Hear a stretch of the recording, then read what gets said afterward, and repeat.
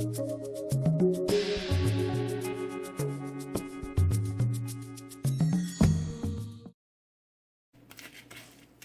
another day with Stella on StellaZone. Today I'm going to be making Hausa Coco. Hausa Coco is it's an all day, I would say, breakfast. You know, it's something you can, it's a dish, or it's a dish that you can have for breakfast, lunch, or dinner, depending on your preference. And Hausa Coco is made from millet. And we have two kinds of millet. We have this millet right here. See, it's like gray looking. And there is this right here. Do not get the yellow or the cream one. Go for the gray ones. And that is the one we use normally in Ghana. And for my Ghanaian friends out there, if you go to the market and you are looking for millet and they don't know what it is, it's called mewa.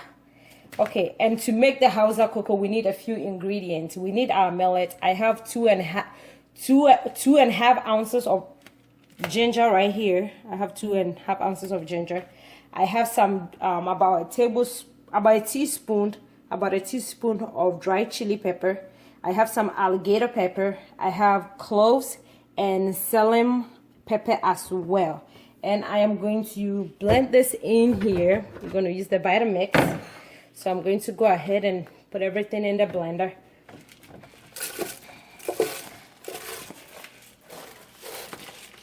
All right, now I'm adding the rest of the spices in here, putting everything in here. I'm going to be adding just about a little bit of water, about half a cup of water. Cover this up. Turn this on.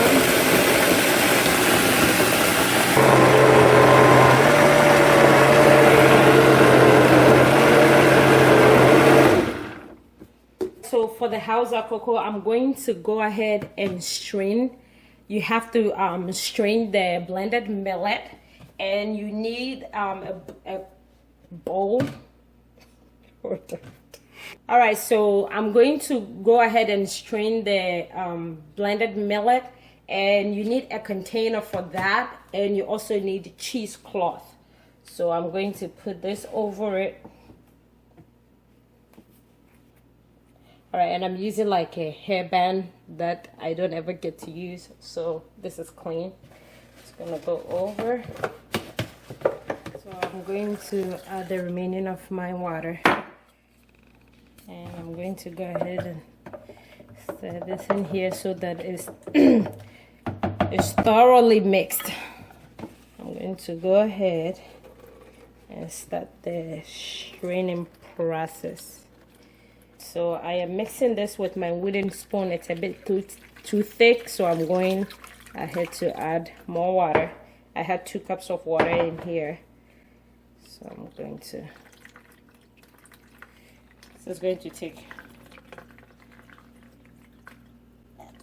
a bit of your time, but have patience. All right, so I'm going to be doing this for a couple of times before I get everything to go through this cheesecloth. And then we are going to throw the chops away because we don't need it. All right, so to make your Hausa Coco, starting with the millet, I started with 1.5 cup of dried millet, and you have to soak the millet for 3 days to get the bitter coating on the millet, to get it all off. So what I did was I had to rinse the water off as the days go by. On day 2, I had to rinse the water, and then on day 3 I rinsed it in the morning and just left it until now. And so yeah, make sure you soak your millet for at least 3 days, and so that it's thoroughly clean before you make your cocoa with it. Otherwise it will just leave a bitter taste that you don't want. All right, so my wooden spoon was going too slow, so I decided to use the fastest method, which is the hand. So you can see, squeeze the remaining juice out of it. All right, Alright guys, so what I did was I went ahead to blend the chops for the second time, because for the first time, at the first round I didn't blend it like really smooth, and so I wanted to get like 2 rounds out of it. That's why I did the first grind a bit rough, and the second one I sort of went very fine and smooth. Vitamix stacks that. If you have a Vitamix, awesome blender.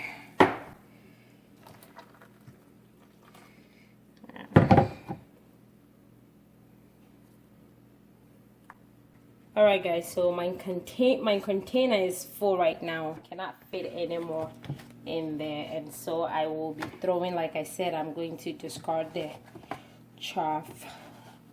You don't need it. Make sure, be very, very careful when you're taking this off so you don't ruin your hard work.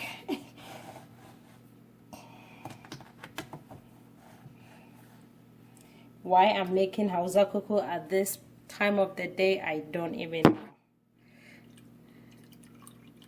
It's because my husband has been asking for Hausa cocoa for days, so I told him you enjoy it but you don't know the process, and so I had to walk him through the process, and now he will appreciate his Hausa cocoa even more.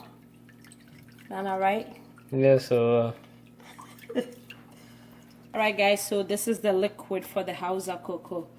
What you want to do is you want to leave this to ferment overnight or for maybe 2 days, and you can use it in making your porridge, but do not let it sit on your counter for like more than 2 or 3 days, because it will start to smell. And so after 2 days, if you still have some left, just go ahead and put it in the fridge. So I'm going to cover this and let this sit out overnight, and I will be making my porridge in the morning.